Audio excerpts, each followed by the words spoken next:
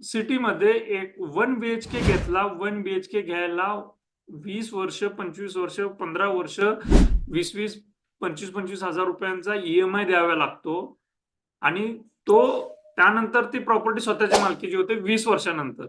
बरं.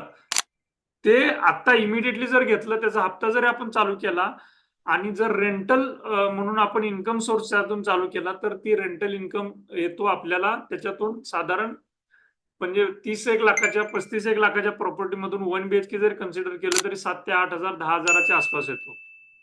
मग 30 लाख रुपये गुंतवून ₹10,000 ₹8,000 आपण घेतो रेंटल इन्कममध्ये इथं आणि हप्ते किती 20-20, 30-30 वर्ष भरत असतोय. इथं पहा ₹8,000 8 वर्ष भरलात तर तिथून पुढे ₹8,000 कायमस्वरूपी चालू. तिथं मग हे पुढच्या महिन्यातला रेंट भाडेकरू सोडून गेला म्हणायची काही गरज नाही. परत ते मेंटेनन्स सोसायटी चार्जेस भरायची गरज नाही. नंतर आपल्याला कुठं हे डागडुजी करावी लागते. कुठं हे तुटलं, ते तुटलं, मग कलर खराब झाला, हे अशी कसलीही गरज लागत नाही. इतकं हे वेल्थ क्रिएशनचं अतिशय महत्त्वाचं माध्यम आहे.